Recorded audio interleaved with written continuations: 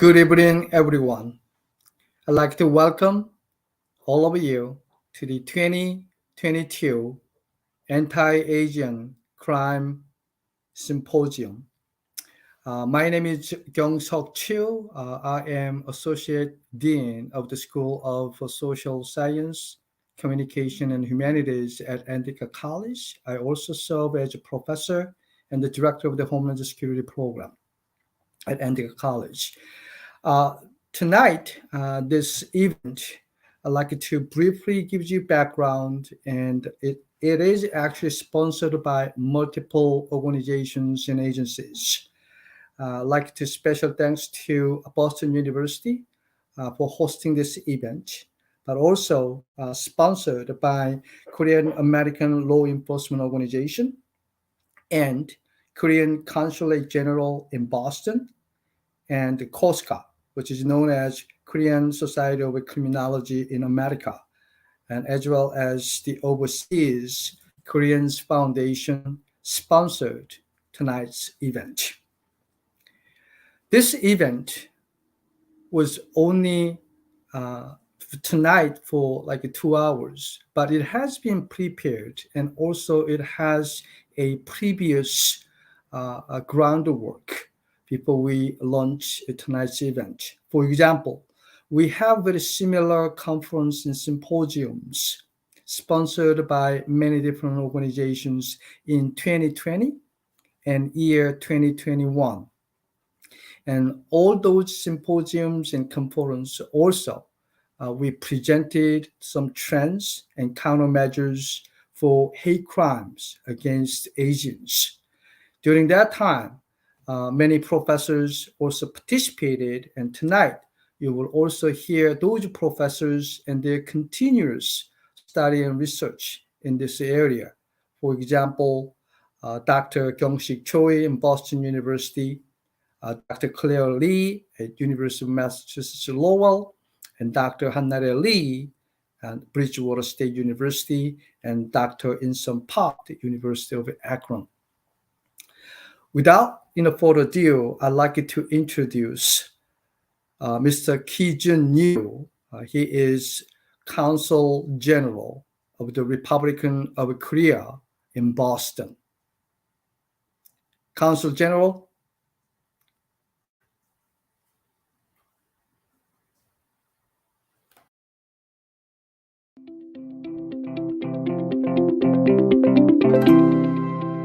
Distinguished guests, ladies and gentlemen, it is an honor and a privilege to offer a few reflections. I'm truly delighted to be a part of this symposium.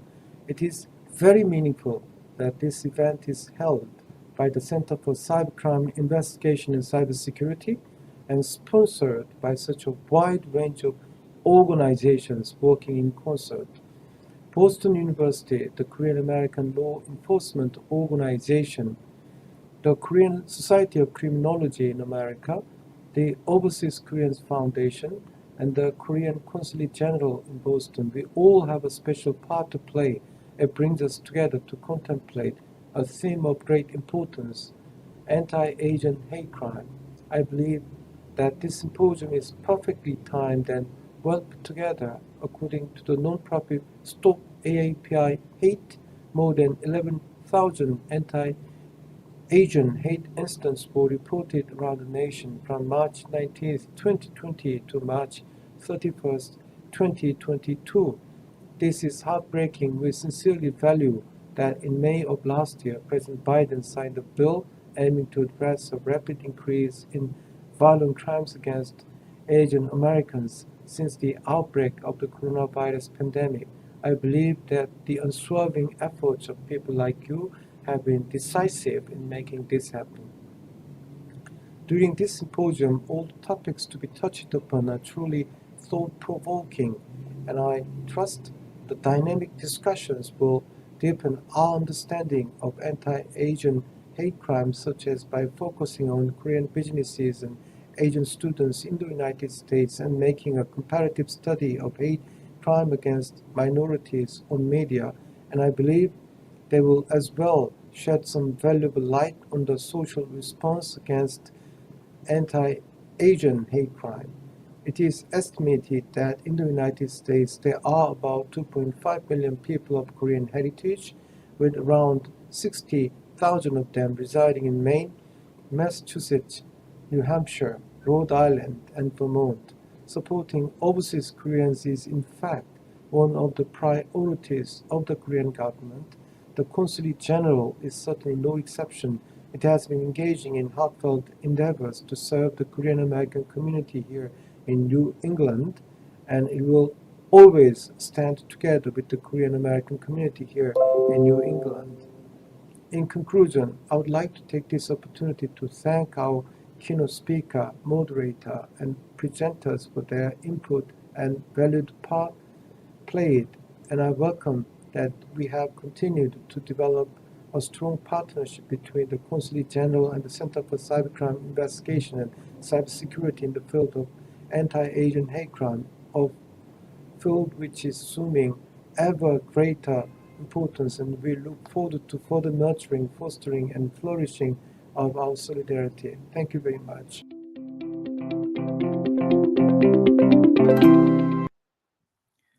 Thank you, Consul General Liu, for your generous support for tonight's events. I'd like to introduce our keynote speaker for tonight's event, Mr. Ben Park. Mr. Ben Park is the president of the Korean American Law Enforcement Organization. Mr. Ben Park is also serves the LA Police Department as a law enforcement officer. KALEO, the Korean American Law Enforcement Organization, is a nonprofit organization with a focus on fostering the promotion and cultural understanding of Korean American law enforcement personnel throughout the country and worldwide. In 2022, Kylo also received a CDSS grant from the state of California to help combat Asian hate crime, which is deeply affecting the API community. Without further ado, I'd like to welcome Mr. Ben Park.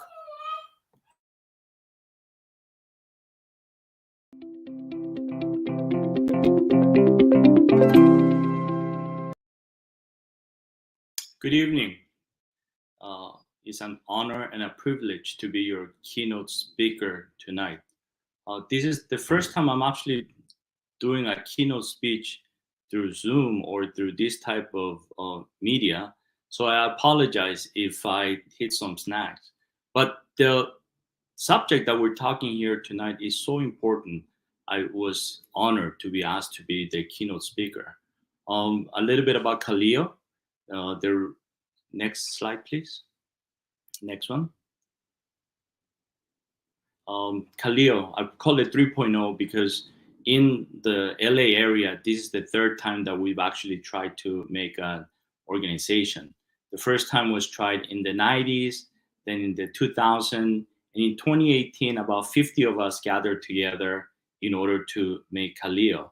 The numbers grew very quickly, and despite the COVID pandemic, we're about 350 officers from federal, state, and local agencies. We felt very deeply that an organization representing law enforcement officers was necessary because, like for myself, I've been here for 40 years. I have seen how things have progressed and some things have digressed. I'm happy to report that Kaleo, with the partnership with other organizations like Kampa in the East Coast, as well as the Korean National Police, we're trying to continue to make an effort to bring awareness into law enforcement and to see what else we can do in order to help the community that we serve. We are the only voting members of the National Asian Peace Officers Association, and we were inducted as a member of this year. So I'm very proud of Kaleo's achievement. Next slide, please. I call it we actually we are viewed as the model minority. And this Asian hate, or what has happened in this country against Asian, is nothing new. I put few dates up there. In 1882, the Chinese Exclusion Act, as well as 42, the Japanese internment, and in 1992, the Los Angeles riots. My brother, who is also a LA police officer, and a lot of my friends, we became police officers due to the fact of what we saw during the LA riots, how we were not represented. Many of us view us as the one of the most successful immigrant groups, um, but they see us as the model minority.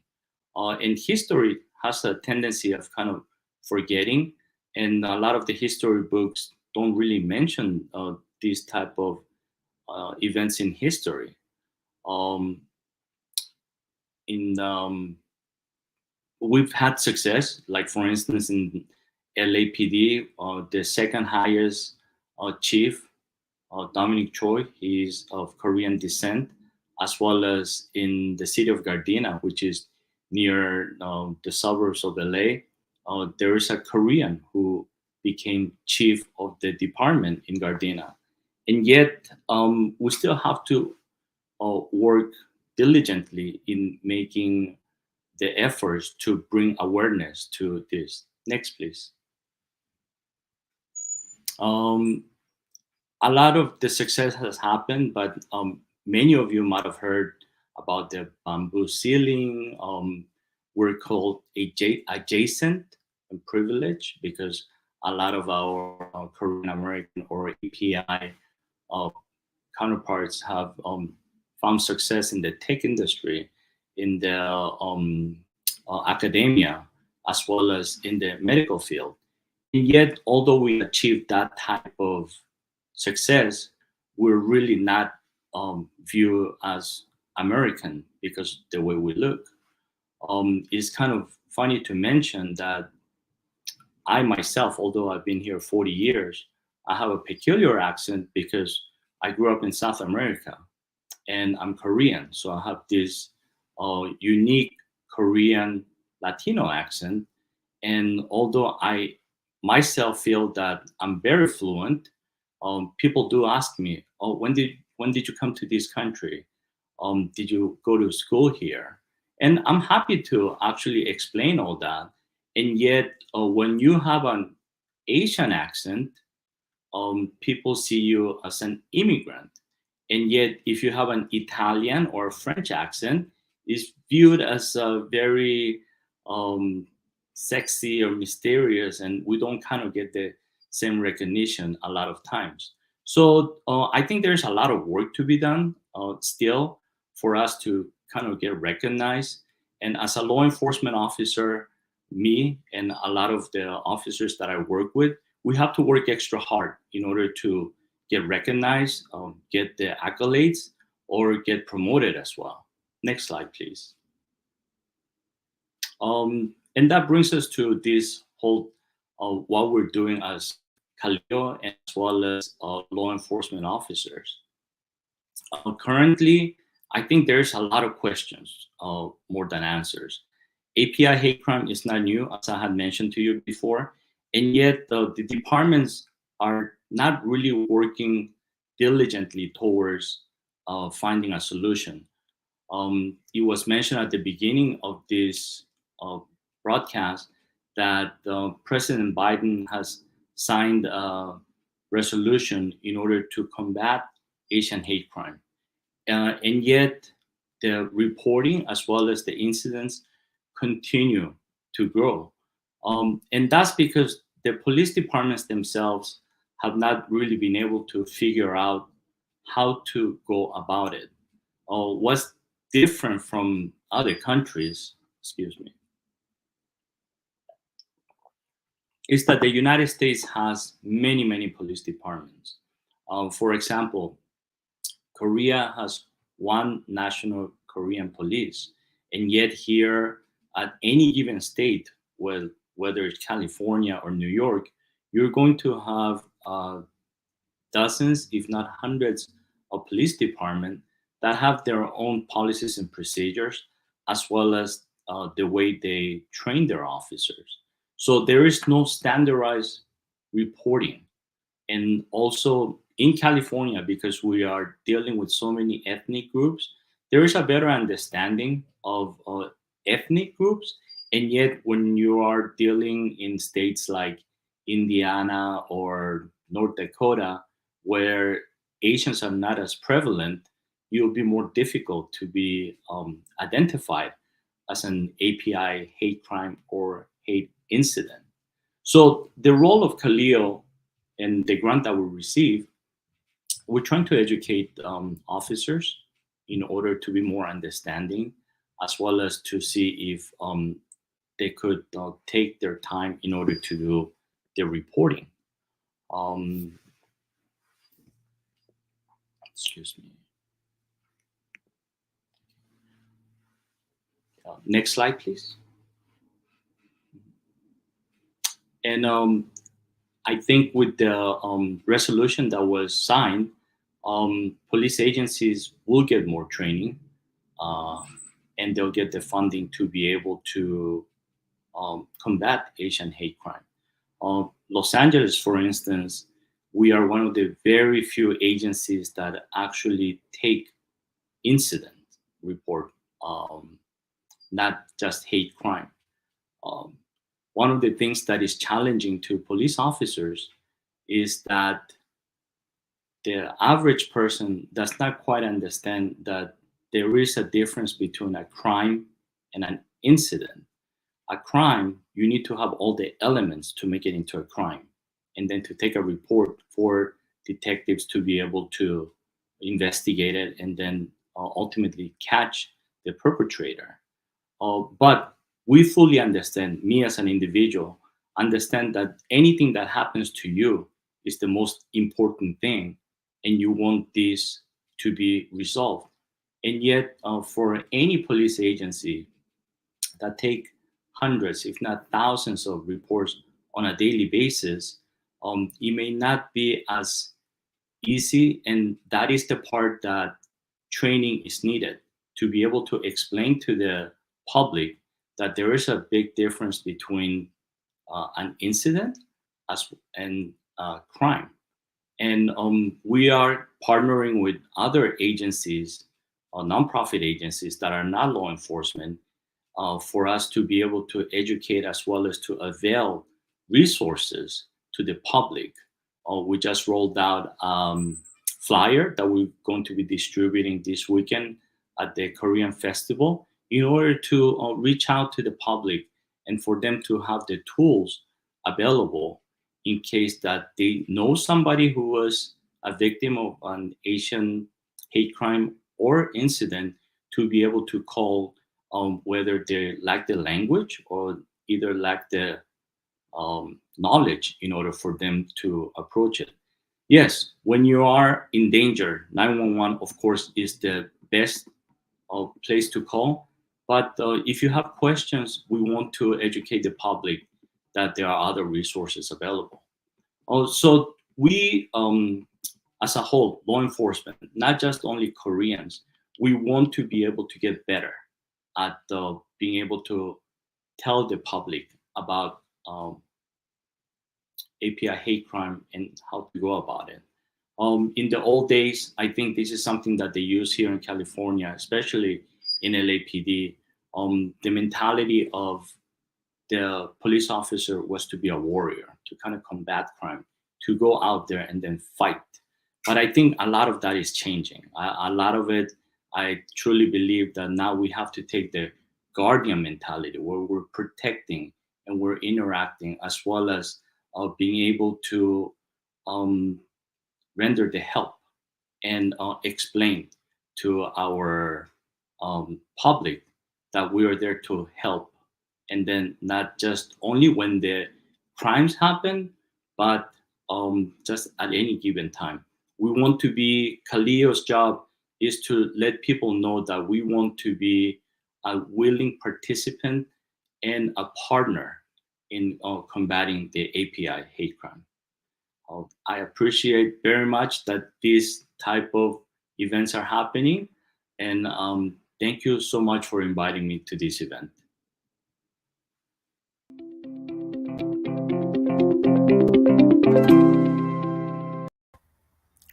Thank you. Thank you, Mr. Park. It's a wonderful and thoughtful keynote speech tonight on the issues of API, which stands for Asian Pacific Islands hate crime and policing in America in general, but specifically in examples in Los Angeles areas. The next, I'd like to introduce Dr. Hannare Lee, Bridgewater State University. She is going to talk about a comparative study of hate crime against minorities on media. Professor Lee is an assistant professor and co-chair of the Cybercriminology and Cybersecurity Graduate Certificate Program at the Bridgewater State University in Massachusetts here. Currently, Professor Lee has co-authored several journal articles and book chapters regarding cybercrime, digital forensics, and cybersecurity while participating in a federally funded project on internet crimes against children. Additionally, she serves as an editor of the International Journal of Cybersecurity Intelligence and Cybercrime, and she is also serves as a program committee chair of the Korean Society of Criminology in America. I'd like to welcome Professor Lee.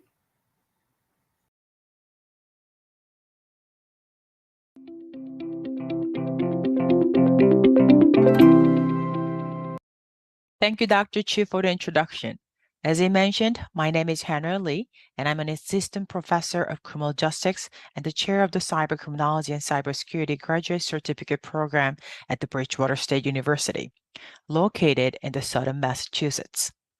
Prior to starting my presentation, I would like to thank Boston University, Korean American Law Enforcement Organization, Korean Consulate General in Boston, Korean Society of Criminology in America, and Overseas Korean Foundation for sponsoring a meaningful symposium and inviting me to be a part of discussing trends and countermeasures of hate crime against Asians.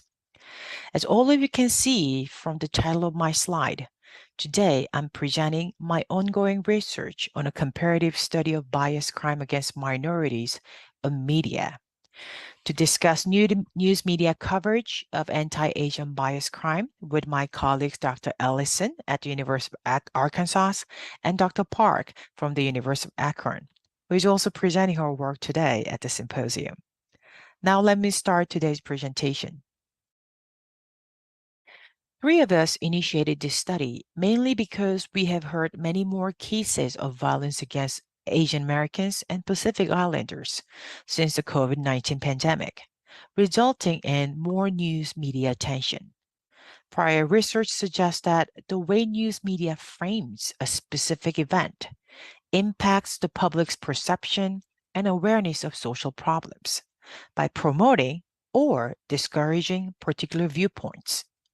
People generally have limited personal experience with violent crimes and biased crimes specifically.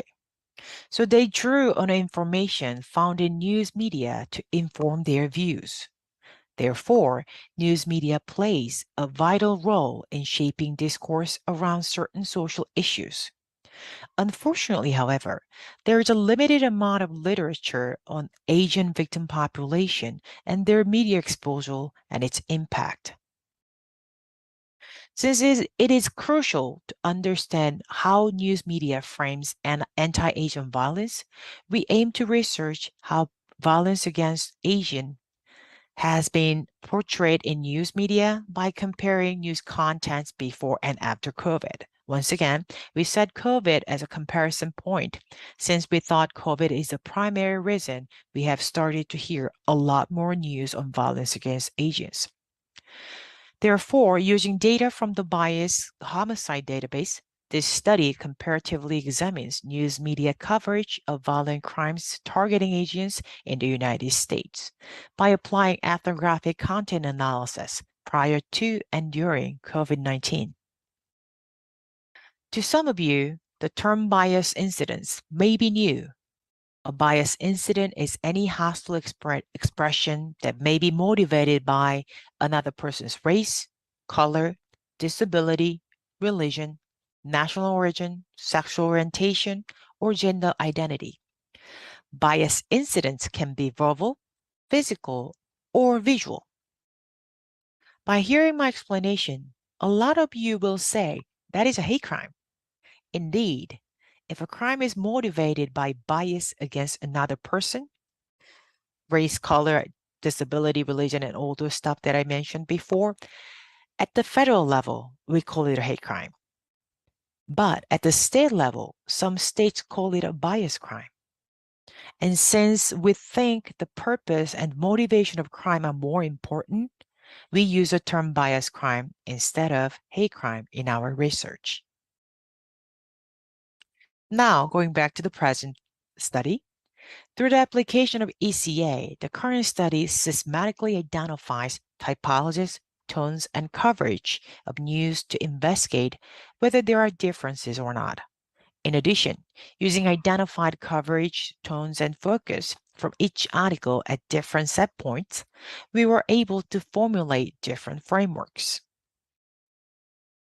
According to framing theory, identifying a framework is critical since news media shapes discourse around social problems by suggesting what social issues are the most important by choosing which stories to cover, and also suggesting how the public should think about certain issues, selecting and highlighting some facets of events or issues and making connections among them so as to promote a particular interpretation, evaluation, and or solutions. In essence, media frames provide a structure for thinking about social issues by focusing attention on certain problems. Lastly, the theory also suggests that news media shapes discourse around social problems by shaping not only public opinion, but also policy debates. In fact, it would not be a coincidence that President Biden signed a bill addressing hate crimes against Asian Americans and Pacific Islanders on May 2021. In the United States, bias crime are covered less in the news compared to other social issues like terrorism, and covered less in the US compared to the other countries, which scholars attributed to the more stringent hate crime laws in other countries compared to the US. And last but not least, it has been identified that news coverage usually picks up during moral panics related to bias crime rather than focusing on the crime itself. Based on the previous literature, we have been performing our study to compare coverages, frequencies, and content differences between pre and during COVID. Prior to presenting our preliminary findings of the study, let me briefly introduce our data and methods. With the help from Dr. Ellison, who is working at the University of Arkansas, we utilized a database and collected a sample that represent national and regional news stories of anti-Asian bias incidents between 1990s and 2021. The data include information on the incident, victim, and offender. Using the data, we employed ethnographic content analysis. We focus on frames used prior research related to attribution of responsibility, which are broader explanation of who and what is responsible for the incident, blameworthiness, which demonstrate more incident-specific explanation about who is responsible. For example, whether the news article blames the perpetrators, tries to mitigate suspects, or blames the victims. Last but not least frame we used was the consequences, which focuses on the scope of consequences and harm of the incident to deliver the message they want to convey to the readers. Now, I would like to share our preliminary findings. As I mentioned previously, this study is an ongoing study. Therefore, the findings I present today may differ somewhat once we finish our research. Now let's explore what we have found so far. When comparing frequencies of media exposure regarding the bias crime toward Asians, we were able to collect a total of 179 Asian-targeted bias incidents between 1990s and 2021. This number does not represent the frequency of bias incidents. This number only represents the frequency of media exposure regarding bias incidents against Asians that are available via open source databases. At first, we wanted to compare the frequencies with a bias crime against other races. Unfortunately, however, other cases that the database collect is homicide case rather than any violent incident. Therefore, we were unable to provide plausible comparisons. However, as we assume, the frequency of media exposure to bias crime against Asians skyrocketed during the COVID era. If you consider the number of years between pre-COVID and during COVID, this high exposure to incidents may indicate the presence of prejudice toward Asians, may signal amplified racism against East Asians, or may amplify the need to protect Asians. By looking at the mere numbers, we could not speculate on the impact of such exposure. Fortunately, the ethnographic content analysis we employed for the current study provides a better view of the issues. Let me present the findings starting from attributional responsibilities, which are a broader explanation of who and what is responsible for the incidents. The findings indicated that prior to COVID-19, news media focused more on racial animus.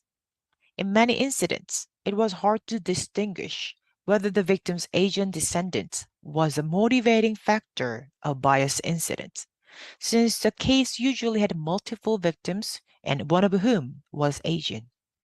In some cases, there were Asian-specific victims, but the presented motives were nowhere near a grudge against Asians, but more about what they learned from the movies regarding the culture and portrayed offenders as the saviors rather than a person who assaulted the victims. On the other hand, during the COVID, the news media outlets were focused heavily on incident-related social and political issues rather than providing the details regarding the incident.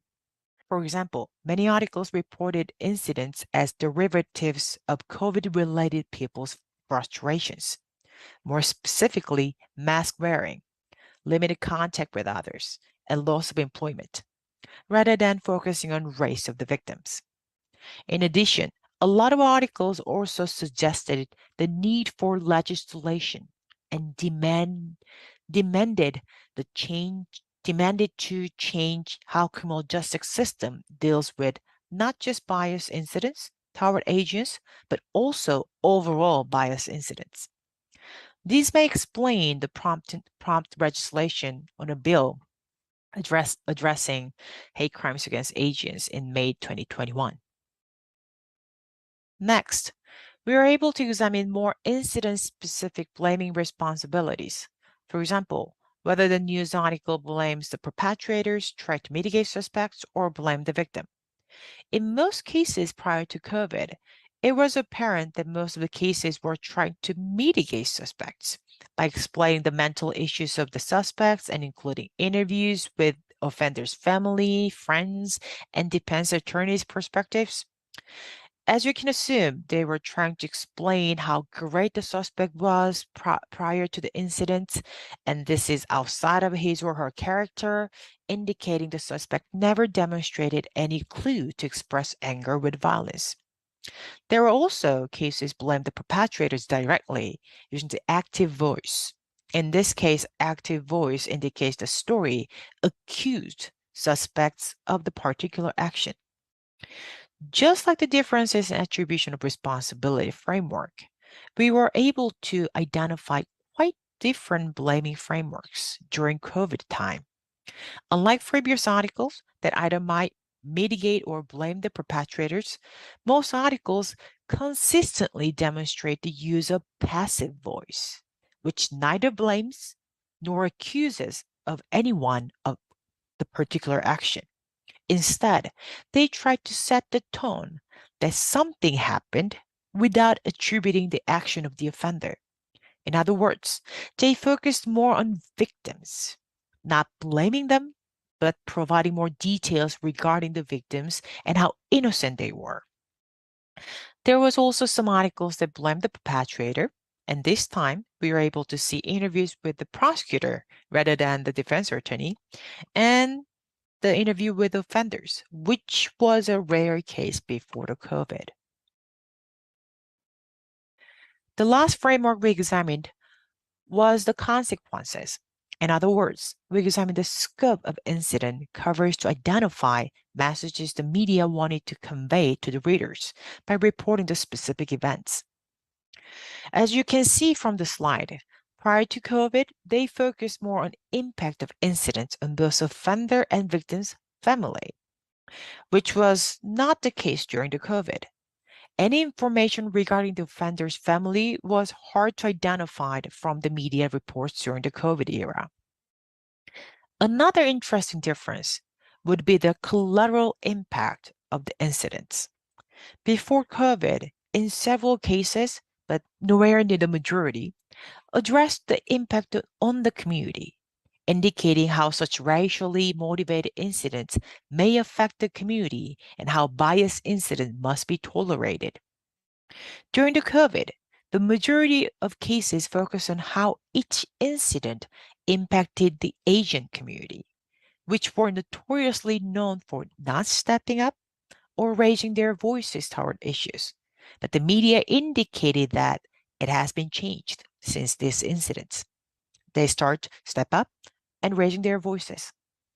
In addition, media also focus on how incidents may affect the nation as a whole, therefore demanding changes at the national level rather than demanding changes at the community or state level.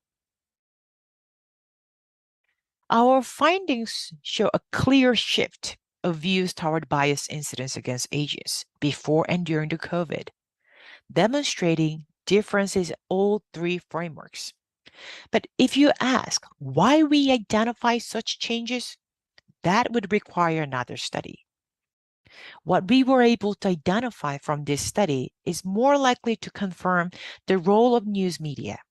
They suggest what social issues are the most important in the current era, suggest how public should think about specific issues, and shape public opinion and policy debates.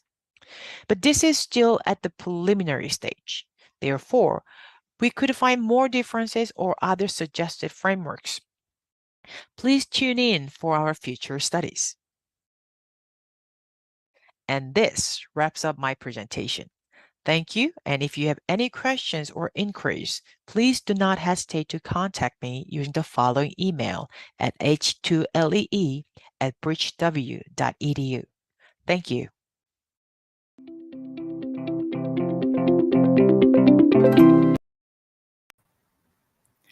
Thank you, Professor Lee. Your wonderful presentation on the issues of Asian anti-Asian hate crimes during before and after COVID-19 and the role of the media. Next presenter is Dr. Insum Park, who is a professor at University Akron. Her presentation is about an examination of racially motivated crime news media, but focused on biased crimes against Asians. Dr. Park is an assistant professor of criminal justice and sociology at the University of Akron. She received her doctoral degree in criminal justice with a specialization in criminology and corrections from the University of Cincinnati. She worked on federally funded and state funded research projects examining the impacts of criminal justice reform on youth and young adults in Ohio. She is also serving as the chair for the Division of Korean Community and Criminal Justice in the Korean Society of Criminology in America. I'd like to welcome Professor Park.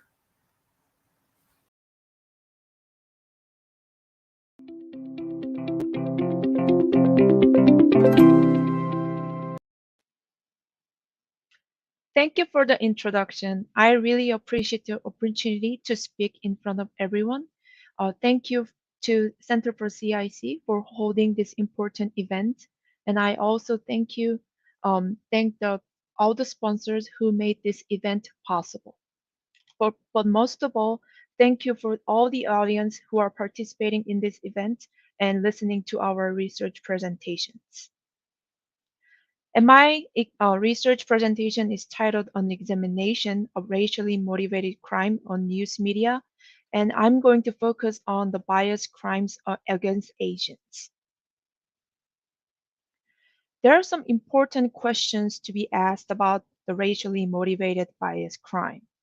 And you might wonder, racially motivated biased crime and the related research is not new.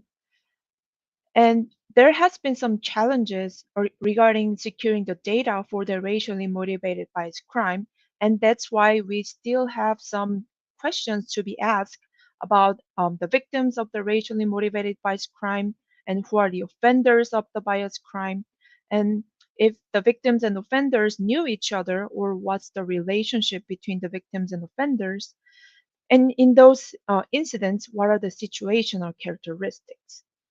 The challenges include what if the law enforcement perspective, are the offenders willing to talk about their motivation? Are the offenders willing to acknowledge that they were against some type of racial groups when they perpetrated their racially motivated vice crime? And that's not really likely in real life. So the hate crime researchers had a unique data problem where they couldn't really find a reliable data source to secure racially motivated by the crime about the victims, about the offenders, and the situational characteristics. That's why even the history of the hate crime is not new, and there has been more research on the terrorism and more about the Black victims or victims of different religions have been done, but not really about Asians. So maybe it's time to take a different data approach and find a different data source that can lead us to the more detailed information about the racially motivated bias crime. The purpose of study started from the context that the data problem that exists in the bias crime research. Because in terms of bias crime research, now it's necessary to identify bias crime characteristics, victims, and offender information using a different approach. Because taking a traditional approach, we couldn't really get into the detailed information about these characteristics. So the primary motivation about this research was to examine racially motivated bias crime disaggregated by the victim types, offender types, and event characteristics. And whenever possible, we wanted to focus on the anti-Asian bias crimes.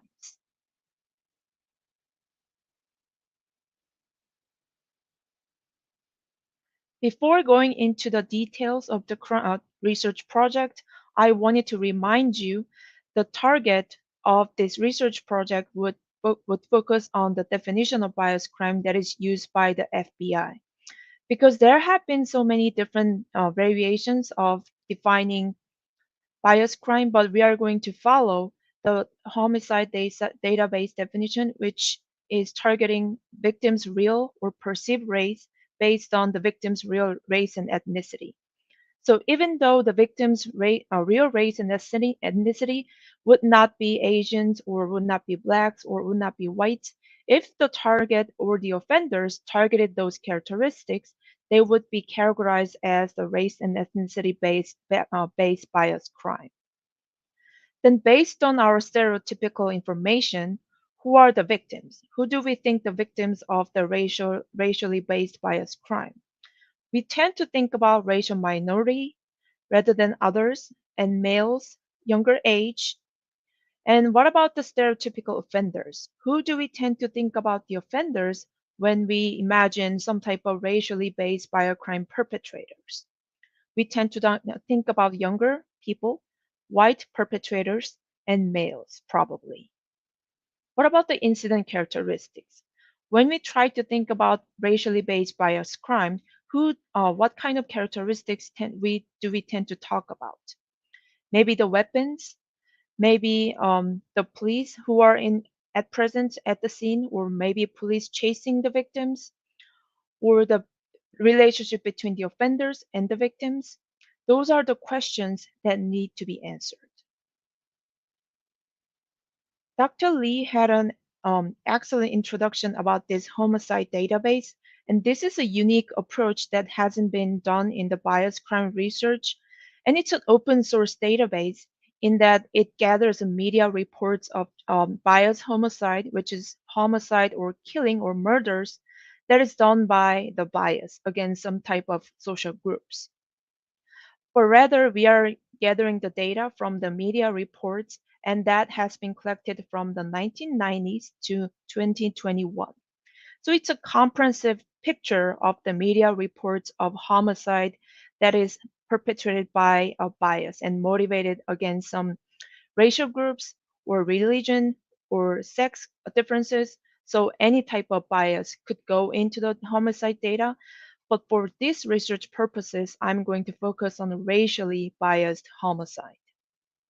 And I also want to acknowledge that has been a part of a larger research project that has been done by Kayla Anderson and then Hannah Lee and myself. And this table here answers the question, what is the sample distribution like?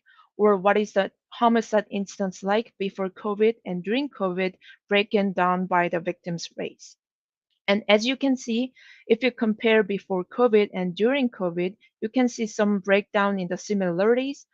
But I want you to notice that incidents where Asians were targeted were only 7% in the data set before COVID. But as you notice in the during COVID, that percentage really takes up, and now it's responsible for almost 19%, which is much larger than what happened before COVID. The next table answers the question, what is the racial dynamic between the victims and offenders who were involved in the bias-based homicide? When you look at the victim's race, there were white and then black, Hispanic and Asian and multiracial victims involved in this data set. And in terms of the most prevalent type of the perpetrator's race, it has been whites against blacks, and then whites against Hispanics, and whites against Asians, and then black against whites. And then for Asians, because our focus is on anti-Asian hate crime or bias crime, for Asians, it was the white perpetrators who were the most prevalent type of the perpetrator as well. And that was followed by the black perpetrators and even Asian perpetrators against Asian victims.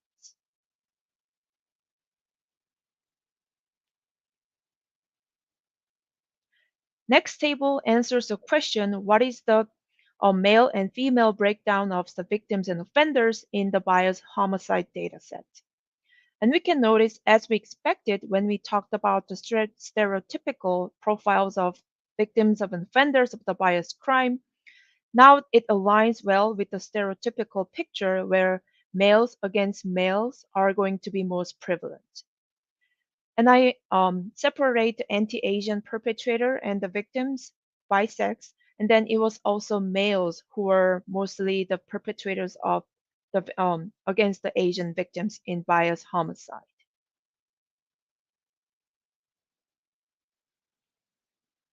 The next table here answers a question. So what is the age breakdown of the victims and offenders of the bias crime?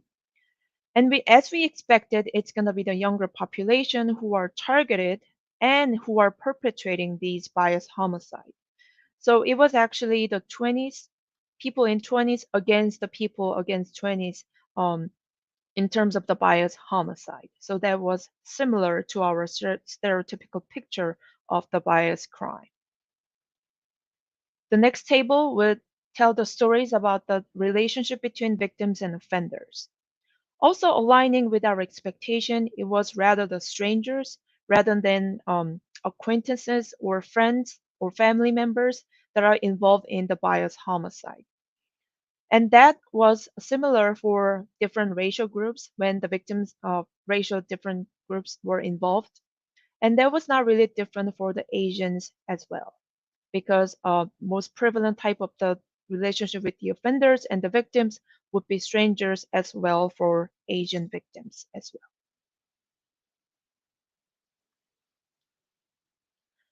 What about mental illness? Because when we are faced with bias crimes, we tend to wonder if the offenders are suffering from any mental illness and what was their motivation, what they were thinking about when they to try to come up with the method to perpetrate this bias homicide against the victims. And you can see the breakdown of the evidence of mental illness reported in the bias homicide media reports. And for the Asians, approximately 55% of the perpetrators had an evidence of mental illness. So it was comparable to when the evidence was absent about the mental illness among the perpetrators of the bias crime against Asians. And that breakdown was similar except for the blacks and Hispanics. Because mostly for the Hispanic victims, there was no evidence of mental illness among the perpetrators. And for the black victims, there was largely evidence available for the mental illness among the perpetrators.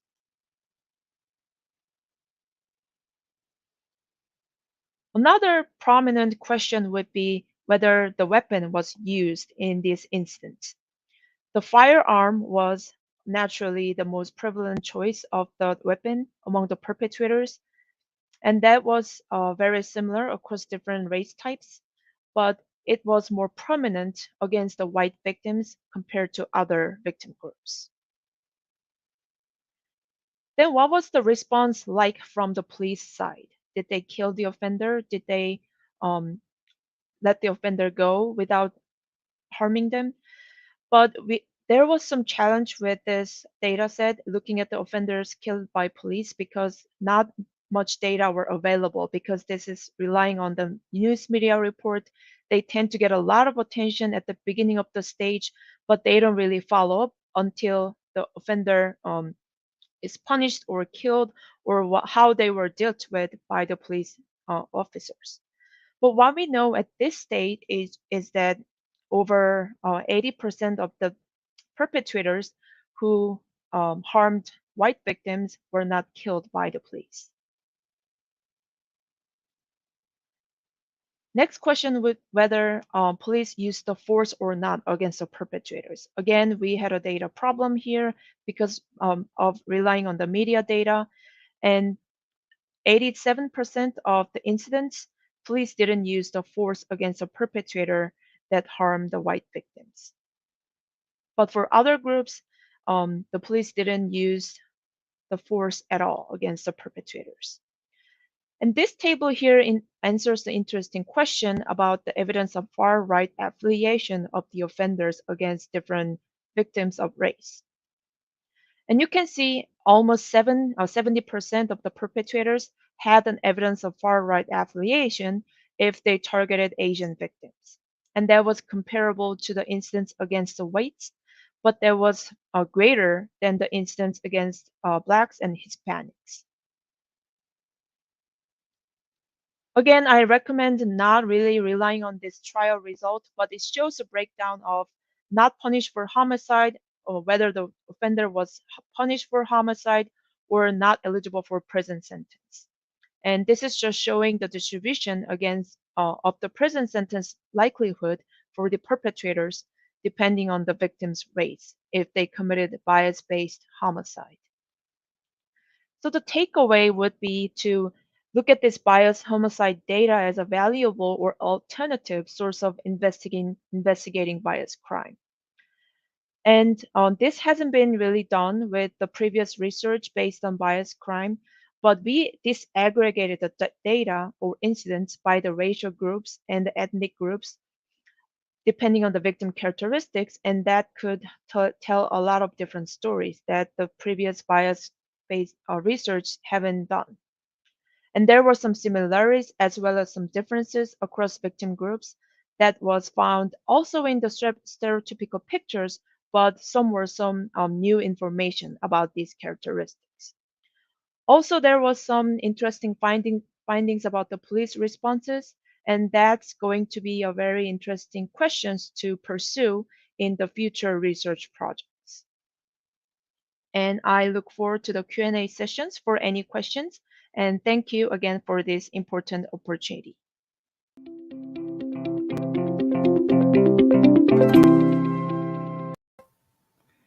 Thank you, Dr. Park. It's very interesting research in that following the Dr. Hannah Lee's presentation, she looked at the little details about racially motivated crimes, especially focusing on the, bias crimes against Asians, while recognizing significant data problems in this area. So again, thank you so much, Dr. Park. The next presentation is going to be about fear, perception, and victimization types of hate crimes before and after COVID-19, presented by Dr. Claire Lee at the University of Massachusetts Lowell. Dr. Claire Seung Lee is an assistant professor at the School of Criminology and Justice Studies and a member of the Center for Internet Security and Forensics Education and Research, which is known as ISAFER, at the University of Massachusetts Lowell. She has prior research experience in cybercrime, cybersecurity, and cyberterrorism issues, and has been working on the exploration of and data collection in cyber domain, big data, and social media and online discussion forums. Her research has been funded by and/or is currently funded by the National Research Foundation in South Korea during the 2017 and 2018, and she also had received the same foundation's grant 2019 and 2022.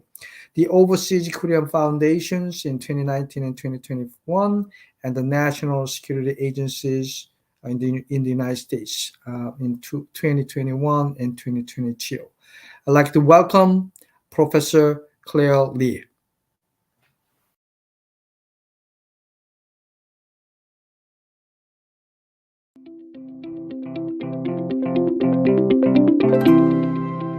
Hello, everyone. Thank you for coming to this symposium.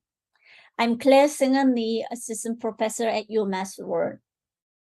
Today, I'm going to present this work entitled Fear, Perception, and Victimization Types of Hate Crimes Before and After COVID-19. This is ongoing work and collaborative work with other three professors named here. It is also supported by Overseas Koreans Foundation. On March 16, 2021, there was a shooting incident happened in Atlanta, Georgia. As a result of that, 8 people deceased, 1 person injured. Among them, 6 were Asian women. This incident sparked an interest in social media on reporting anti-Asian hate crime and fear. Some days later, President Biden announced additional actions to respond to anti-Asian violence and bias. Quite surprisingly, relatively high percentage of hate crime victims are Koreans and Korean Americans, which is the second largest group of hate crime victims among Asian in the US. Also, over time, Asian businesses became a target. Studies suggest that over 40% of Asians in the US experience victimization against them since COVID-19. This includes verbal and physical attacks, online hate speech, and workplace discrimination, and so on. However, there is a lack of research in hate crime against Asians, in particular Koreans in the US. In the criminological literature, fear of crime is associated with various psychological, physical, social effects, such as emotional anxiety and depression. Due to the nature of hate crimes, any members of the group to which the victim belongs can be a target of an attack. Negative effects such as psychological fear, withdrawal, social distrust can also spread throughout the group. 1 in 3 Asian health center respondents have felt more discrimination since the COVID-19 pandemic began. 8 in 10 Asian Americans said violence against them in the US were increasing. This current research aims to understand anti-Asian hate crime prior to and during COVID-19. We are particularly interested in examining indirect and direct victimization, fear and perception towards victimization and hate crime, and also some preventive measures. Overview of this research is as follows. We installed CCTV cameras in the summer of 2021. Based on that, we conducted interviews with 2 rounds. We also conducted some survey. In terms of the CCTV installation, we visited and installed CCTV cameras in 19 Korean-owned businesses in Massachusetts. As mentioned earlier, this was supported by Overseas Koreans Foundation. As you can see, the installation process happened in this manner. And those dots in red in this Massachusetts map are the places where we conducted interviews and also where we installed CCTV cameras.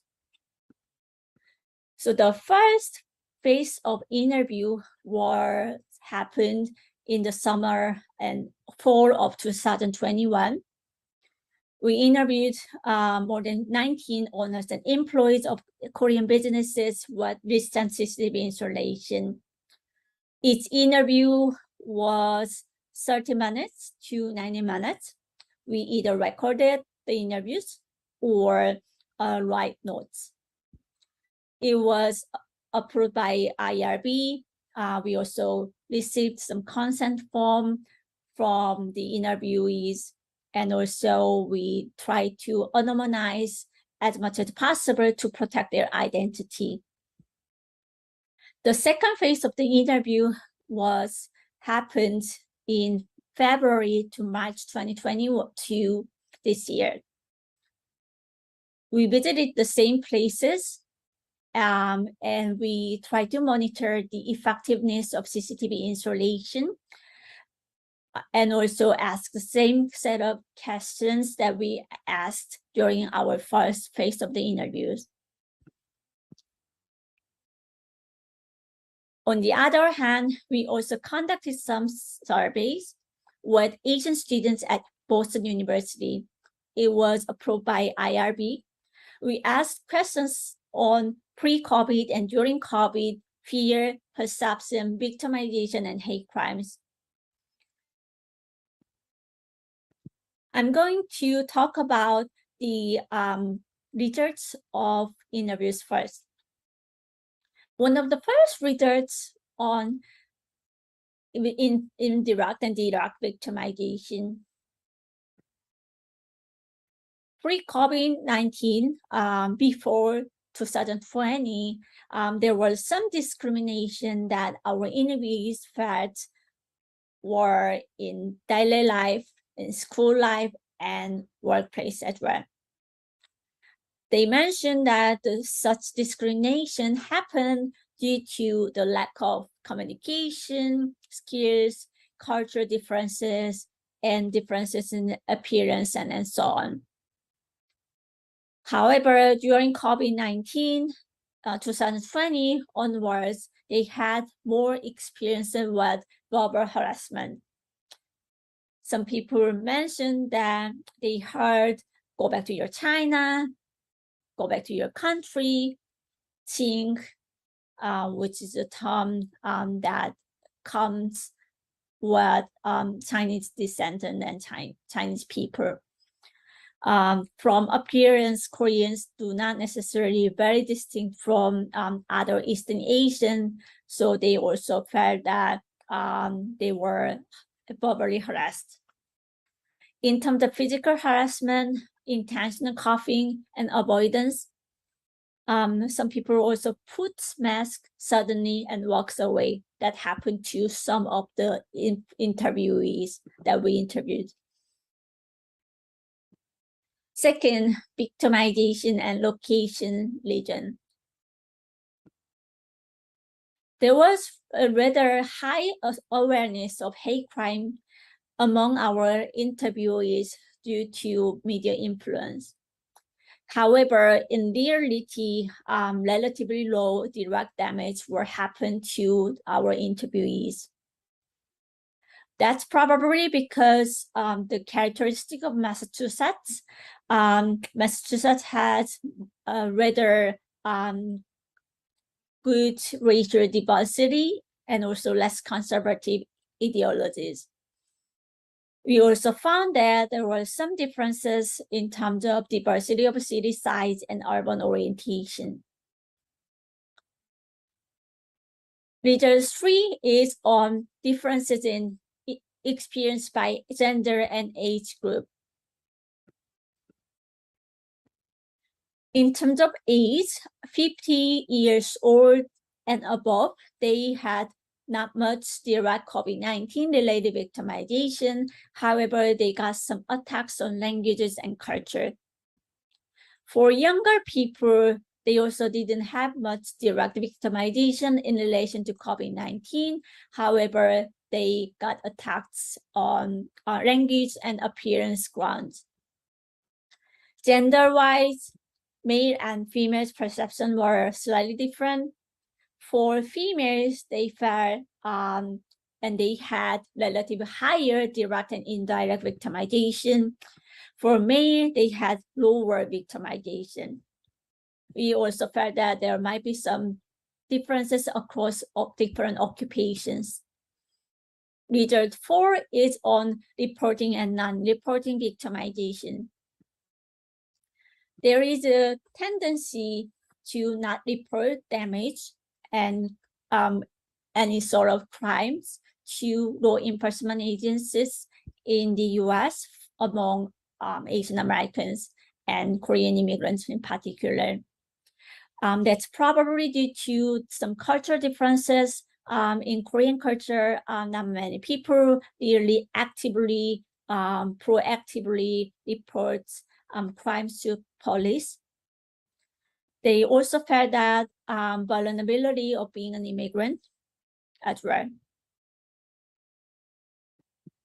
Some other tendency related to non-reporting victimization was also they had prior experiences with poor post-processing of their reported cases and police's insincere attitude to their cases.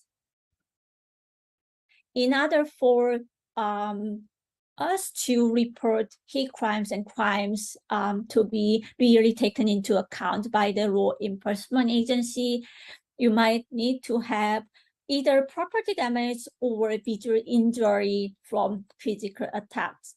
But some of the hate crime cases or related victimization do not necessarily have this sort of prerequisites Therefore, they were also not very much keen on reporting their victimization. Overall, our interviews found that not many victimization cases exist except for physical avoidance, verbal harassment, and microaggression, and perception-wide issues. We found that there were general and generational age differences regarding fear and perception. Women and elderly are more fearful of anti-Asian hate crime and victimization. However, young people do not have such level of fear.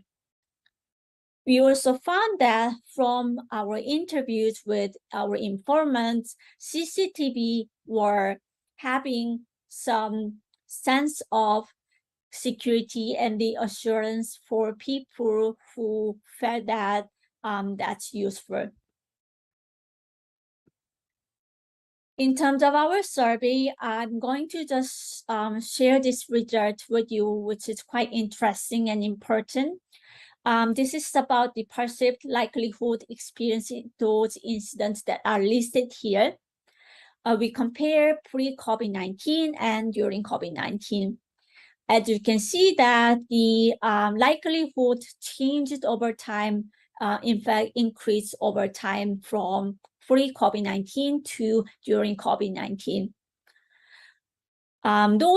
Those increased likelihood of experiencing incidents such as avoidance, verbal harassment, spat upon, workplace discrimination, robbery, vandalism, and so on. We didn't find statistically supporting results for physical assault and online misconduct, however. To summarize this talk, due to a small sample size, the results that we present here cannot always be generalized. However, our overall results correspond with an emerging body of literature on anti-Asian hate crime and victimization. We also noted that there is a specific circumstance and characteristic in Massachusetts might have to be taken into account to these studies and understanding these results. This is still one of the earliest empirical studies on hate crime perception victimization against Asians, Koreans pre-COVID and during COVID-19. Therefore, a follow-up study and continuous support for conducting this line of research is highly needed. Lastly, I'd like to give you 3 preventive measures and implication-wide summary. First of all, we felt that relevant changes in the U.S. education system is quite needed in terms of incorporating multi-ethnic history and immigration related culture and history as well. Second, there is a need of developing awareness campaigns because not reporting is not the key to solve any hate crime, victimization, discrimination issues. As you can see, California and some other universities have more rigorously put forward the idea of reporting is the key.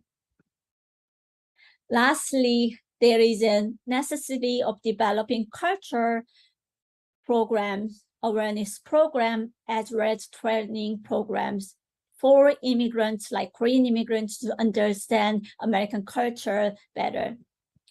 Thank you so much for listening. I hope you enjoyed the presentation and thank you.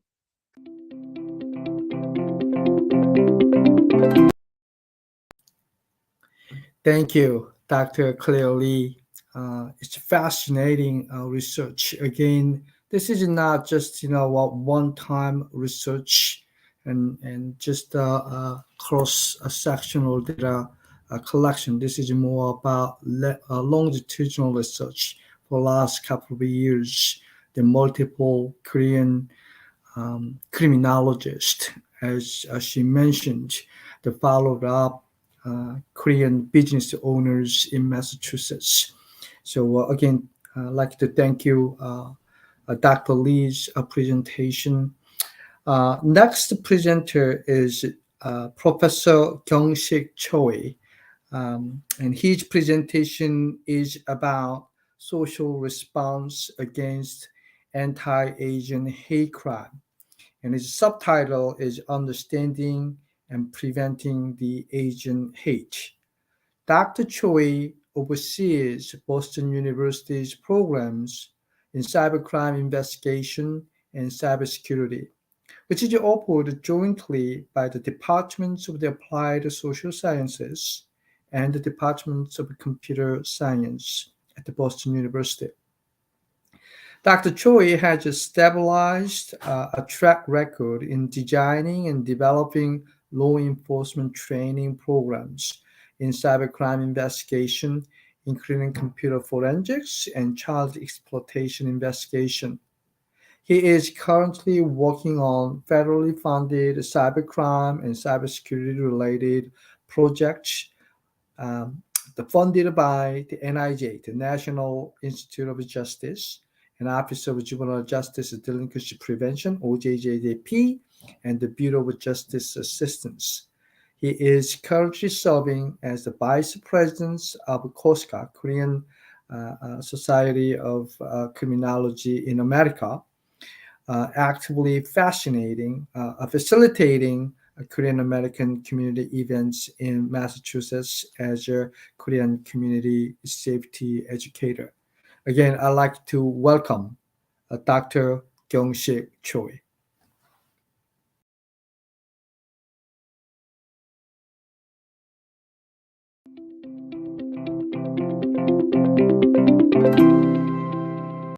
Hello, everyone. My name is Kyung-sik Choi. I'm the director of the Cybercrime Investigation and Cybersecurity Program at Boston University. It is a great honor and privilege to participate in this meaningful symposium as a speaker. The Center for CIC research team recently submitted a research project titled Social Response Against Anti-Asian Hate Crime, Understanding and Preventing the Asian Hate to National Institute of Justice. This project aims to expand our understanding, develop preventive measures, and implement policy actions to reduce racially motivated violence against Asian communities. All the presenters at the symposium and many CIC partners worked on this important proposal.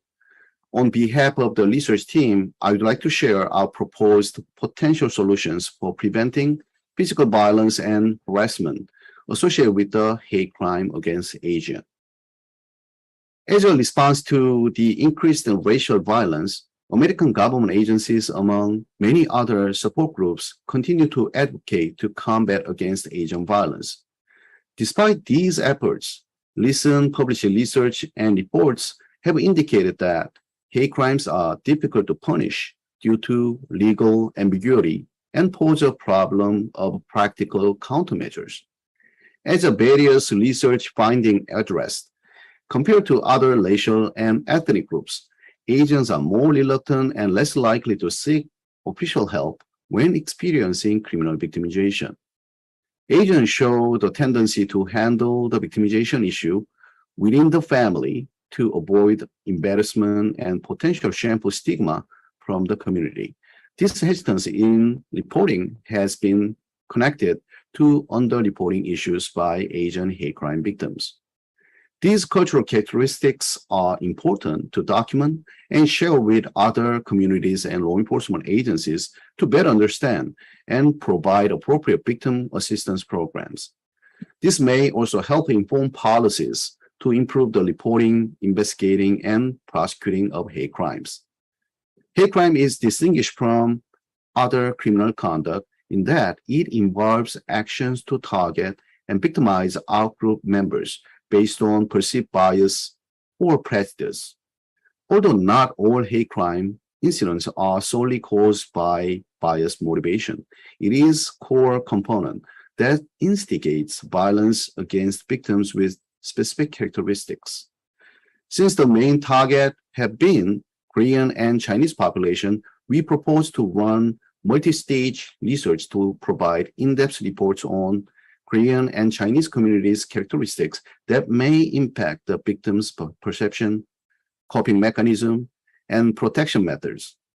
In the process of conducting the research, this project also provides a safety and incident response manual in English, Korean, and Chinese languages. If this project is awarded from NIJ, the project team will collaborate with NIJ staff, the Asian community, law enforcement agencies, and any other relevant stakeholders to ensure a thorough understanding of the best practices of the community-oriented hate crime prevention program. Let's get to the detail of the project. The main research site for the proposed study will be the city of Boston and the larger metro area. The Boston metropolitan area provides an ideal context for establishing and testing anti-Asian hate prevention program for multiple reasons. The Boston area is racially diverse with decent percentage of Asian population. 7.3% of the Asian population is 2.13% higher than the national average. Social environment support is crucial for building effective community programs. Following the increasing concern about the safety of Asian community during the pandemic, the Massachusetts implemented various initiatives to combat hate crimes. The newly established task force developed a school resource guide and made recommendations to law enforcement agencies to be more responsive to the minority community in the area.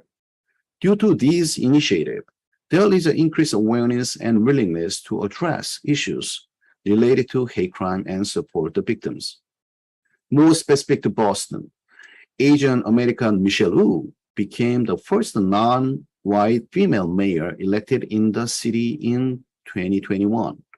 One of her leading agendas was to increase public safety and reduce racism, particularly by building trust between the Boston Police Department and minority communities.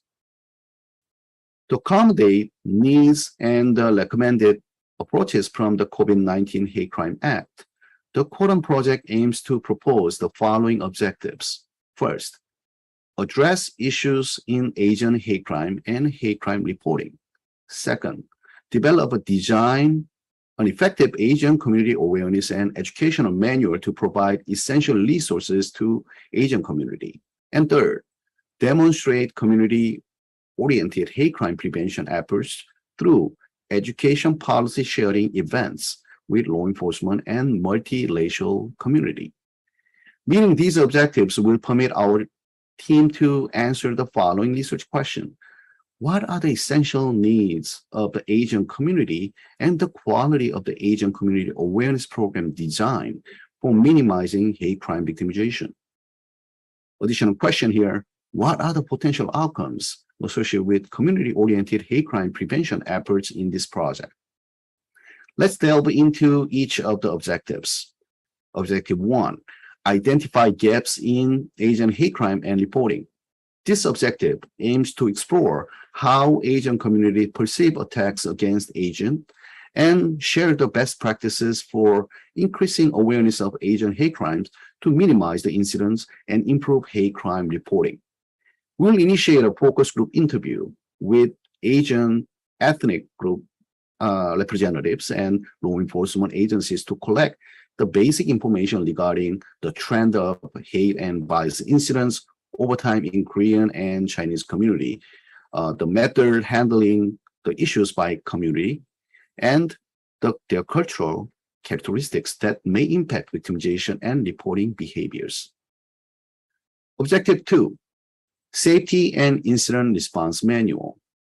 This objective aims to increase the accessibility of information by providing safety and incident response manuals in different Asian languages along with translation services. Clearer knowledge about hate crime definition, reporting procedure, and case process mechanism is expected to increase mutual understanding between targeted communities and various stakeholders, which in turn contributes to increase in reporting and reduction in fear of crime. Therefore, based on the information gathered through the focus group, we will generate the initial safety and incident response manual that address the need of Asian communities to minimize hate crime, harassment, and other unlawful discrimination. Each of the community representatives and participating law enforcement agencies will review this initial manual and final version. The main content of the manual will include definition of hate crime, a list of local, state, and federal government agencies and non-governmental organizations to report and seek help, and the post-victimization procedure, including existing victim assistance programs and coping methods. Even though the Massachusetts School Report stated that there is no need to create additional infrastructure for reporting and responding to bias-motivated incidents and hate crime, our approach is different. In a preliminary investigation of hate crime incident reporting forms, we have found that universities already significantly in their reporting forms. It was unclear which one they need to submit, and the explanation of the next steps was missing. Therefore, we propose using an integrated reporting system through a dedicated website. The PI and co-PIs plan to build Asian hate crime reporting and information sharing website to respond actively and efficiently to hate crimes and violence, while providing more accurate data and research on social problems that impact individuals of Asian communities in the U.S. Objective 3, community-oriented hate crime prevention efforts. This objective aims to increase awareness about anti-Asian hate crimes and prevention through community outreach. Increased number of criminal justice agencies subscribe to the idea of collaborating with community-based agencies in designing and implementing crime prevention efforts.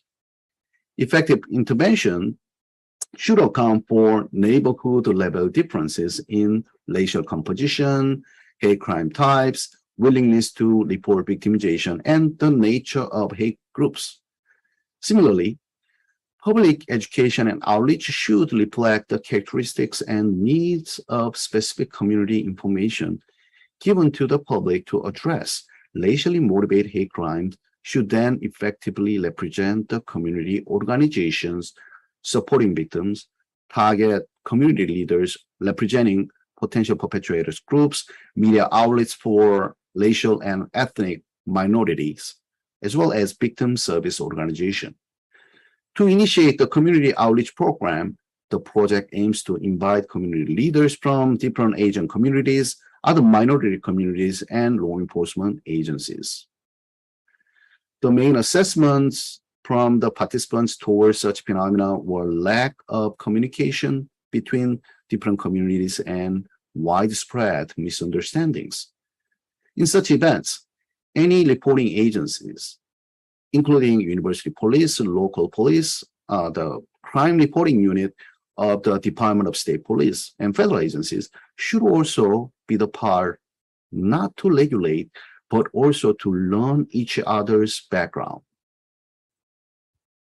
This is a different project. Aside from social response solution, the Center for CIC is seeking technical solutions for combating anti-Asian hate crimes. Dr. Hwang Yi-gak at Gyeonggi University and Dr. Kim Gang-hoon, the director of the Content Convergence Software Research Institute at Gyeonggi University in South Korea, and the associate researchers are closely working together to develop effective technical solutions using AI technology. Dr. Gang-uk at Korean National Police University is also assisting us in finding an innovative way to mitigate Asian hate crimes with smart technology. I would like to give a special thanks to everyone who is participating in this special project. Using the beta version of AI-based crime prevention software, the research aims to build hate crime data and practical prevention methods. The focus of this project is to acquire practical information necessary for making the arrest of potential perpetrator through dataization of the spatial characteristics such as geographic information and behavior patterns of hate crimes against Asians accompanied by physical assault without violating individual privacy issues. This special project proposed an immediate notification service model by classifying behavioral type of the victim as well as the perpetrator using deep learning technology, detecting object information by focusing on victim and perpetrator's body movements and associated environment. Expected social contribution would be mediating the hate crimes against Asians in the United States. In addition, the technical solution predict future hate crimes to minimize potential damages. Furthermore, this project may raise hate crime awareness by sharing incident information with the public and coordinating with criminal justice agency. Our proposed research projects have a number of benefits for the U.S. national hate crime policy to address the needs of hate crime victims and their communities. The proposed research also indirectly sheds light on strategies that improve the reporting, investigating, and prosecuting hate crimes, with the idea that our parents, family, friends could be potential hate crime victims. Our research team is working on this project with a sense of mission.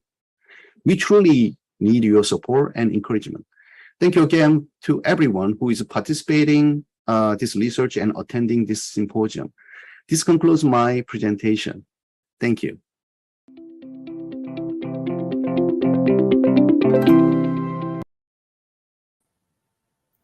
Thank you, Professor Choi, for your marvelous presentation regarding the idea of what we needed to do it after we identify the Asian hate crimes. Let me just wrap it up. All the presenters' presentation, today's event, 2022 Anti-Asian Hate Crime Symposium. Unlike many media, which previous two presentation tried to cover what happened before and after pandemic, the catching fires, meaning that when there is a sensational crime event, all the medias focus on that particular heinous event. And because too many medias and too many interest at one time in covering that particular issue, sometimes we overwhelmed for the fact that it was creating unnecessary fear. Yet we're seeing so many incidents against Asian Americans during pandemic. This is not catching fires like many media chasing sensational events. Rather, it was tonight's event is accumulation of last 3 years ongoing research effort and consistent and systematic data collection and try to understand as a criminologist and what we do about this heinous crime and hope that what we do can stop this all of a sudden the Asian hate during pandemic and link it to COVID-19 the disease. So again, I'd like to remind all of us as the researchers and criminologists who deeply care about our own community, not only Asians, but as our keynote speaker, Mr. Ben Park, the president of the KAILO, Korean American Law Enforcement Organization, and his speech about policing in America, especially on the issues of API hate, which is Asian Pacific Islanders, the hate crime, which is extending what typically known as Asians, and also Dr. The Hannah Lees at Bridgewater State University. her presentation on comparative study of the hate crime against minorities on media, which again the extending the our observation many crimes during pandemic, but her research is that difference on hate crime cases before and after COVID-19, and put this particular situations reflecting based on role of media and how the media contribute or portrays these Asian hate crimes through medias and many sensational cases. Yet today we've seen their interest die away. That does not mean the Asian hate crime disappeared. It's still many cases, but because of a certain situations, again because of the media's focus on sensational and open like a chasing fires, that they're looking at a very very heinous crime, which is not the case. Again, we try to understand, examining those who racially motivated crimes, which again the examined by Dr. Inson Park, the University of Akron, and she's looking at the various aspects and the variables such as race, gender, and relationships between victims and offenders. And she also recognized there is no valid and reliable data set and data problems. Nonetheless, as a part of this initial efforts on this particular issue of Asian hate crime and research, she's tried to demonstrate some of the fascinating findings, the research finding. And then Dr. Claire Lee at the University of Lowell, her presentation about fear, perception, and victimization types of hate crimes before, after COVID-19. Her variables in her study is very similar, like the Dr. Park, the race, gender, and some other factors, but she is focusing on her presentation is focused on Korean business owners in Massachusetts. She is also talking about CCTV impact, whether there is any preventive effects of hate crime because of CCTV installations. But she also recognized small sample size that the researchers in this particular project followed of a small number of Korean American business owners in Massachusetts. And interestingly enough, that some of the owners, they did not report their victimizations, but various reasons. But again, because of the small sample size and they'll need further research in this area.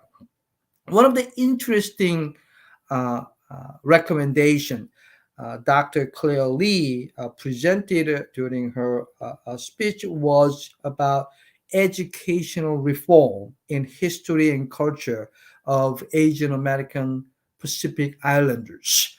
Uh, because of the lack of understanding uh, in the Asian Americans and Pacific Islands here in America, and how we contributed to today's American society. And this is the particularly the contributing factors, but many hate crimes against Asians, they have the language laws like go back to your country, and you know, the chinks, and those are very degrading the slang language against Asians, probably because of a lack of understanding of these, the history and cultural contributions of AAPI to the American society. So I was very impressed with her recommendation on education reform in the curriculums in pre-K to 12 education systems in the United States here. And then the last presenter, Professor Choi at Boston University, the social response against anti-Asian hate crime and understanding and preventing the Asian crime. Especially his presentation is more towards stabilizing future preventive programs and using technology. And again, I was very fascinated the way that he's asking the partners in overseas, the Korean police, university in South Korea and Gyeonggi universities and their wonderful researchers, especially using various technology. I hope that could be one of uh, the the international collaboration and finally showing to the many Americans, the people in here in the America, what we actually contribute as an international collaboration towards this particular project, the against the anti-Asian hate crime. So that's kind of my wrap up for all those presentations today. And again, I'd like to thank you for all the presentation and presenters and keynote speaker and the sponsors. As you know, that we have multiple sponsors for tonight's events, starting with the Consulate General of the Republic of Korea in Boston and Boston University. And we also have the Korean Society of Criminology in America and Overseas Korean Foundation's sponsorship for tonight's events. So I'd like to take some questions from audience.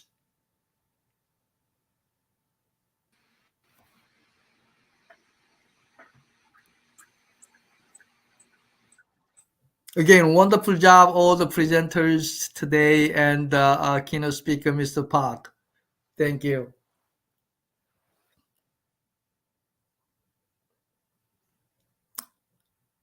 Any questions from audience? Any questions? There's no right or wrong questions.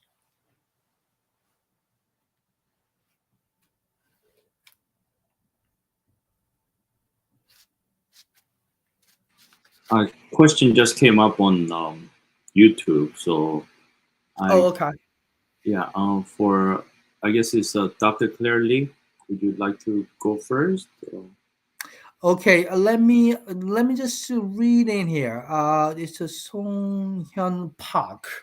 Thanks for all great presentations. Can I ask a question to Dr. Claire Lee and the President Park? Are there any hate crime training programs available?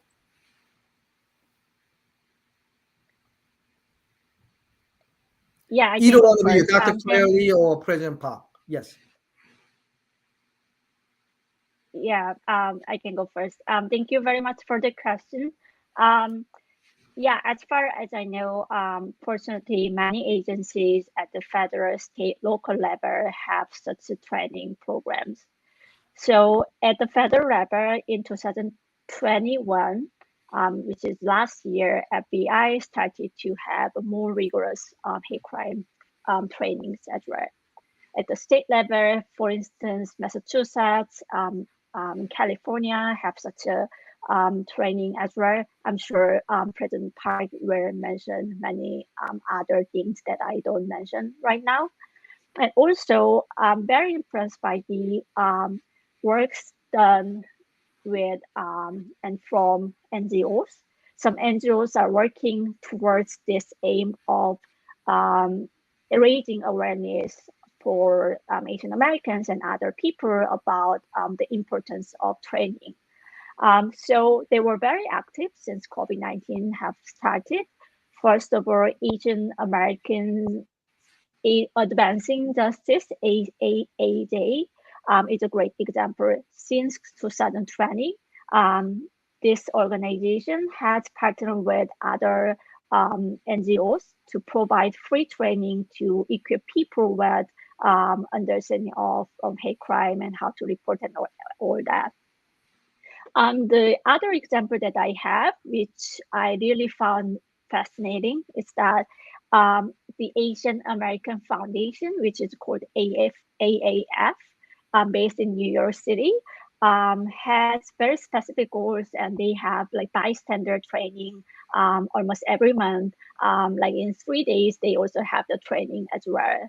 So if you are interested, you may want to sign up, and you may want to look for their website to gather more information. And thank you. Thank you, To Dr. add, Lee. yeah, I'm sorry. President Park, you go ahead. Any additional response to the Dr. Lee's, answer to this question? Please go ahead.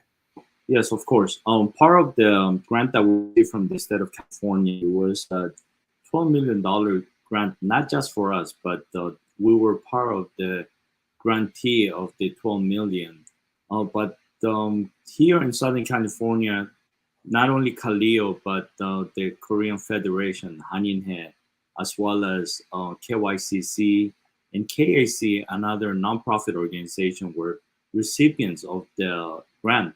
So collaboratively, we are actually providing training. And as I had mentioned in my speech, we are going to provide training to law enforcement officers to be able to address when incidents happen as to how to interact with the public to help better understand either when it's not a crime and it's an incident for them to get resources.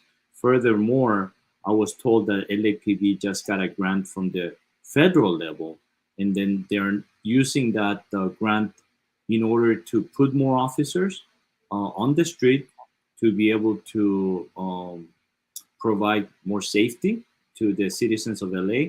But some of that money will also be used for education purpose.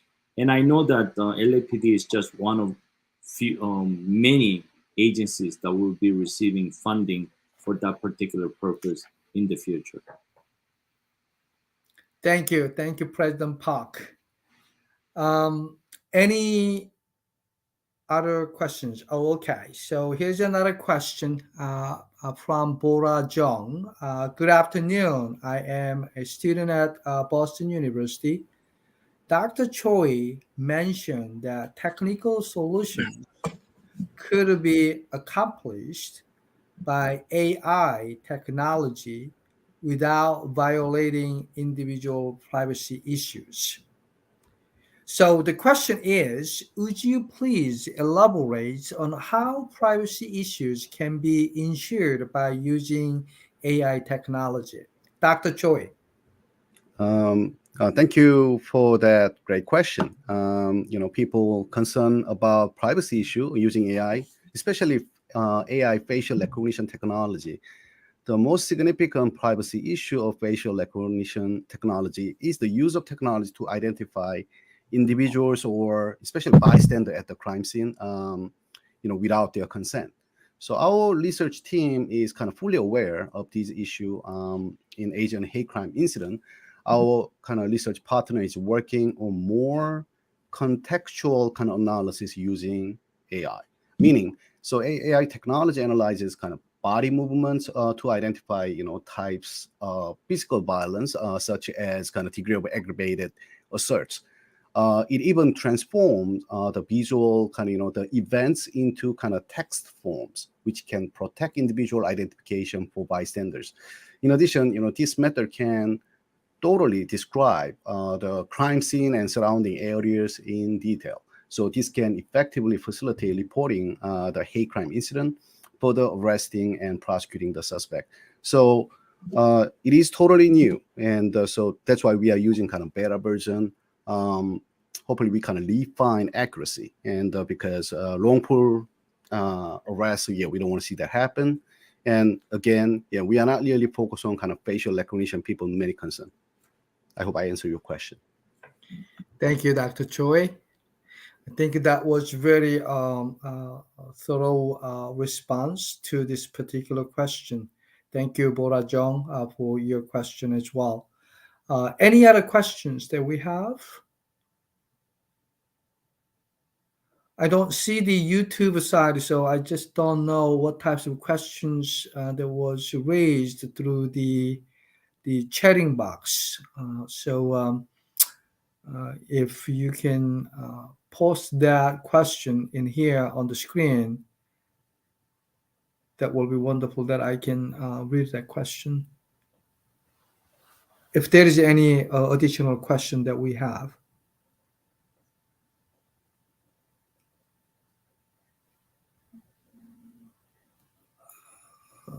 Okay, so there is another question in here, and I can see it. Let me just read it.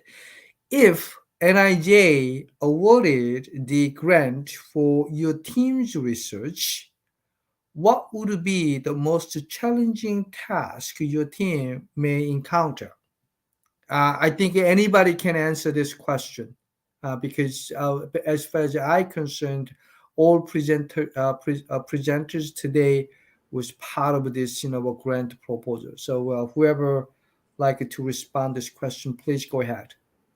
Again, let me just reiterate the question. So the Dr. Choi's presentation, part of presentation is about future direction, the policies and stabilizing preventive program, and lots of those preventive program in the future.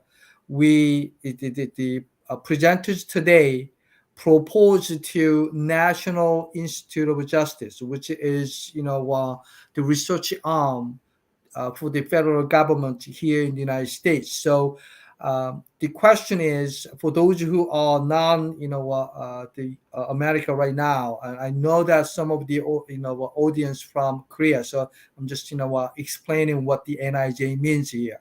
So if NIJ awarded the grant for your team to research, what would be the most challenging task your team may encounter? I'll go for the answers. Yeah, we would be ecstatic if NIJ awards a grant to our research team. Fingers crossed. The most challenging task would be initial connecting all the communities of Korean, Chinese and law enforcement agency and other stakeholders. Fortunately, the Center for CIC is already closely working with local, state, and federal law enforcement agencies, and we have built a very strong relationship with Korean Business Association in Boston through the previous kind of pilot study. In addition, we are working with excellent Chinese researchers who have been extensively working with the Chinese community, such as Chinese schools and the Board of Chinese American Friendship Association in Boston area. However, uniting all different Asian racial community and other stakeholders, it won't be easy. So we fully acknowledge the positive outcomes from initial program. Yeah, won't be kind of immediately kind of produced.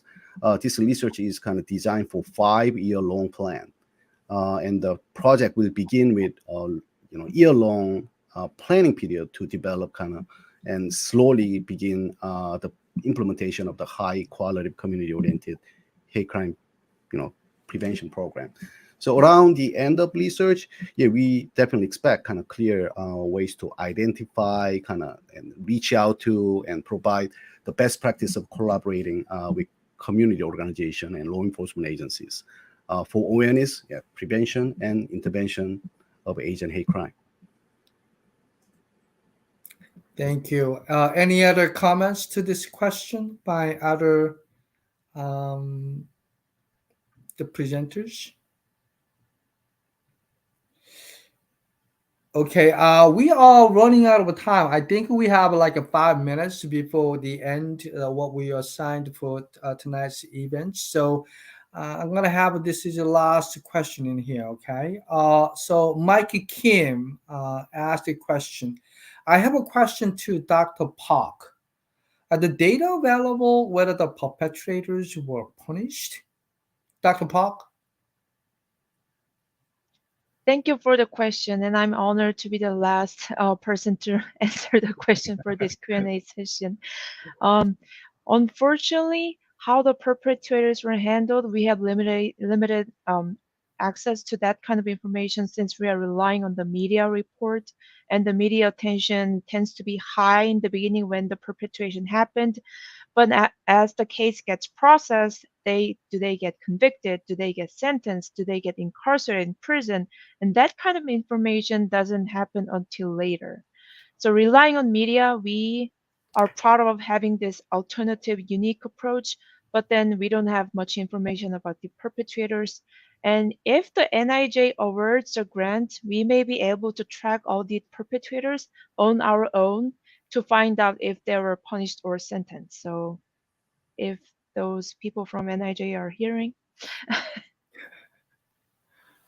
All right. Okay. Um, Again, it's almost time. So what I like to do is that I like to thank you to all of our presenters and keynote speaker, and thanking for sponsors. Uh, I felt really honored to be, this wonderful team who cared about the issues, which can be again a lot of people just focused on when there is a heinous event, and then there's the attention lived very short time, and they never really followed on the issues. But for the last 3 years, not only just this wonderful team but that I know many professionals in the field and also scholars, they never really forget about this important issue, and their continuation on the issues without really waiting the another heinous event that could happen against Asian Americans or Asian Pacific Islanders. So this is the efforts that we contribute to make a better community in overall. So I'd like to thank you, all of you. And for those who participated in the United States, I know also from the West Coast side, and as well as in South Korea. So I'd like you to the sort of applause for ourselves and your contribution today, and like to say good night to everyone.